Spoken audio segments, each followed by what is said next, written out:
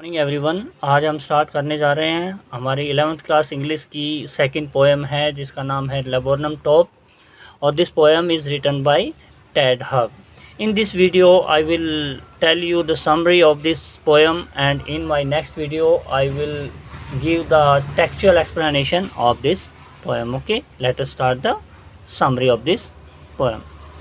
The laburnum top is a very interesting poem. एक बहुत ही इंटरेस्टिंग पोएम है रिटन बाय टेड हग्स, जो टेड हग्स द्वारा लिखी गई है। In this poem the poet describe the repaying relationship between the laburnum tree and the goldfinch bird. इस पोएम में कवि ने वर्णन किया है एक जो रिलेशनशिप है लेबोरनम ट्री और गोल्डफिंच बर्ड का जो रिलेशनशिप है उसको दर्शाया है। ठीक है, और it is a autumn season, और ये ऑटम सीजन है। And the tree is yellow.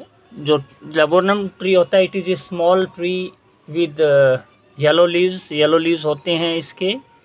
और जो गोल्डफिंच बर्ड्स होता है it is a small singing birds और इट हैज़ येलो फीदर्स, और जो इनकी पंख होती हैं वो भी येलो कलर की होती है। इन दोनों के रिलेशंस को इस पोएम में डिस्क्राइब किया गया है। ओके, और the poet has describe the laburnum tree को डिस्क्राइब किया गया है। किस समय का डिस्क्राइब किया है? इट इज़ ऑटम सीजन्स, और ये पतझड़ का समय है। And the tree is yellow. जो ट्री है वो येलो कलर का है, इसके some leaves has turn yellow colour में बदल चुके हैं। And the tree is yellow, silent and death like. और जो जो ट्री है वो बिल्कुल शांत और डेथ लाइक खड़ा हुआ है। इट इज़ मेड अलाइव, और इसको जीवित कर दिया जाता है बाय द गोल्डफिंच बर्ड के आने से एंड हर यंग वंस से, और उसके यंग वंस जो उसमें रह रहे हैं उनके द्वारा इसको जीवित कर दिया जाता है। मीन्स ऐसे actually the tree alone it was looking like silent and काम, चुपचाप और शांत और डेड लाइक दिखाई दे रहा था। But on the arrival of this goldfinch birds this tree become alive, ये जीवित हो जाता है। और same way the laburnum tree gives shelter to the bird, और इसी तरह से जो लेबोरनम ट्री है it also gives something to the bird, और वो भी पक्षी को कुछ देता है। इट गिव्स द शेल्टर, उसने उसको आश्रय दिया हुआ है उस बर्ड्स को। एंड इट्स यंगर वंस, और जो इनके बच्चे हैं इनको आश्रय दिया हुआ है। Okay, the poet gives description of the laburnum tree. The poet ने डिस्क्राइब किया है लेबोरनम ट्री को डिस्क्राइब किया है। इट्स टॉप वाज स्टिल, इसका जो पेड़ जो है वो बड़ा शांत है और साइलेंट है। इट लीव्स टर्न येलो, और जो इसके जो पत्ते हैं वो येलो कलर में बदल चुके हैं because it was autumn season में क्या होता है, the colour of the leaves become yellow. Okay, it seeds had fallen down, और इसके जो बीज हैं वो गिर चुके हैं।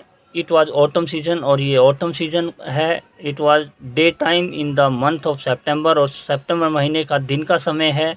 And the tree was standing still, silent and death like, और जो पेड़ है वो खड़ा हुआ है शांत,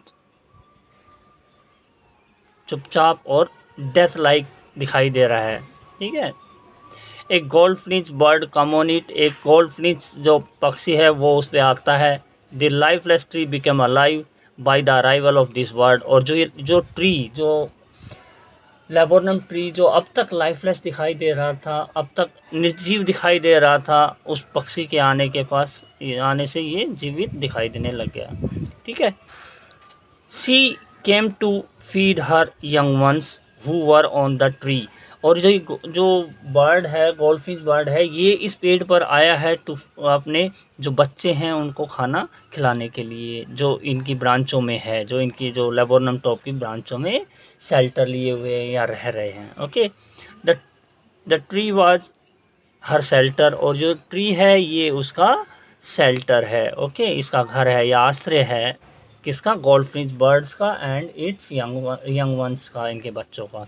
she arrived with chirping sound, जो चहचहाने की आवाज़ से वहाँ पे आती है। And set at the end of the branch, और वो जो टहनी की एक जो शाखाएं हैं उसके किनारे पर बैठ जाती है। सी मूव्ड रैपिडली, वो जल्दी से मूव करती है। एंड कॉशियसली, और सावधानीपूर्वक मूव करती है, जाती है to the other side of the branch, और जो ब्रांच के दूसरे किनारे तक वो बड़ी सावधानी से और जल्दी से जाती है। लाइक ए लिजर्ड, और लिजर्ड की तरह, एक छिपकली की तरह वो दूसरे किनारे से, एक किनारे से दूसरे किनारे पर जाती है। एज सुन एज सी अराइव्ड, जैसे ही वो आती है, हर यंग वन स्टार्ट चिरपिंग, और जो इसके जो बच्चे हैं वो चिरपिंग या चैटरिंग मीन्स चहचहाना शुरू कर देते हैं। Vibrating and flapping their wings, और अपने जो पंखों को वाइब्रेट करना या हिलाना शुरू कर देते हैं।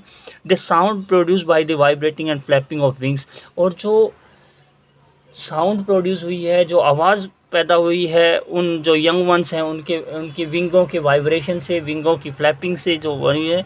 The poet has compared this sound with the machine sound, और इसको एक मशीन से कंपेयर किया है पोएट ने। ठीक है, जो फ्लैपिंग, जो बर्ड्स की जो आवाज़, जो बर्ड्स के यंग वंस हैं उनकी जो वाइब्रेशन, उनके विंग्स की वाइब्रेशन को, और उनकी जो विंग्स की फ्लैपिंग की जो आवाज़ है उसको मशीन से कंपेयर किया है।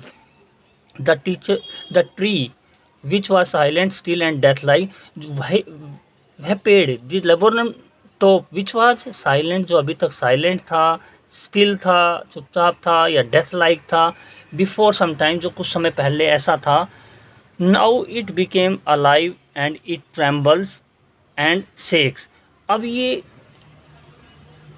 उस बर्ड के आने से, गोल्डफिश बर्ड के आने से ये जीवित हो गया है, और इट्स ट्रेम्बलिंग, ये हिल रहा है, और शेकिंग का मतलब हिल रहा है और कांप रहा है उस ये बर्ड्स के आने से। और it is looking as is alive, और ये अब ऐसे लग रहा है जैसे ये जीवित हो। ओके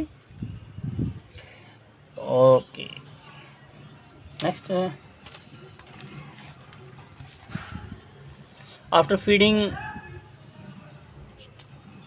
द यंग वंस, उसको फीडिंग द यंग वन, उसको खिलाने के बाद, अपने बच्चों को खिलाने के बाद, the goldfish bird flew to the other side of the branch, अब वो फिर दोबारा से वापस रिटर्न हो जाती है दूसरी other sides of branch, branch के दूसरी साइड की तरफ। She showed her bird face to its young one, अब उसने अपना bird, which is bird face का यहाँ पे मतलब होता है कि that bird is having black stripes on its face, जो गोल्डफिश जो पक्षी होता है उसके जो फेस पे ब्लैक स्ट्रिप्स होती है, तो that's why the poet has use the bird face. तो that goldfish bird shows her bird face to its young ones, अपने बच्चों को उसने दिखाया एज एन आइडेंटिटी, आइडेंटिटी के रूप में उनको दिखाया, ताकि से they should produce sound when they see her only, ताकि वो केवल तभी आवाज़ निकाले जब वो इस फेस को देखे। It means this was an identity mask for goldfish to enter in this tree. तो वो ये दिखाना चाहती है कि वो तभी आवाज़ निकाले जब वो इस चेहरे को देख ले, बर्ड फेस को देख ले। ठीक है, she showed her bird face to the young ones and flew away in the sky, in the endless sky, और कुछ समय बाद वो इस एंडलेस स्काई में उड़ गया, that goldfish bird. The tree once again become still silent and death like, और जो ट्री है, जो पेड़ है, वो दोबारा से शांत और डेथ लाइक हो गया। ठीक है, डेथ की तरह।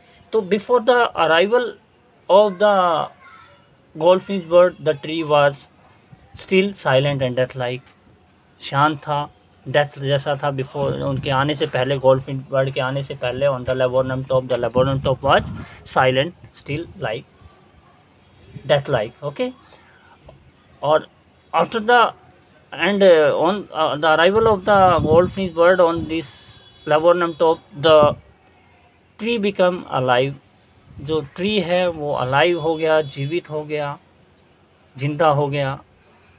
It has life like qualities, it was having life like qualities, life like quality आ गई थी इसमें। But after the departure of the goldfish bird from that tree, उसके चले जाने के बाद, उस पेड़ के चले जाने के बाद, again that tree has become still silent and death like. Okay, उसके चले जाने के बाद भी ये साइलेंट हो गया, डेथ लाइक हो गया ये tree. So in this poem the poet describe the repaying relationship between the laburnum tree and the goldfinch bird. जब पोएट ने इस पोएम में लेबोरनम जो ट्री है और जो गोल्डफिंच है उनके बीच का जो रिलेशंस है उसको दिखाया है। The tree gives the goldfinch bird and it's young one A shelter, एक शेल्टर देता है। जो ट्री है वो गोल्डफिंच बर्ड को और उसके बच्चों को शेल्टर देता है, आश्रय देता है। और that goldfinch bird gives life like quality to the laburnum tree, because without that the goldfinch bird the tree is silent and death like, but on the arrival of the goldfinch bird it become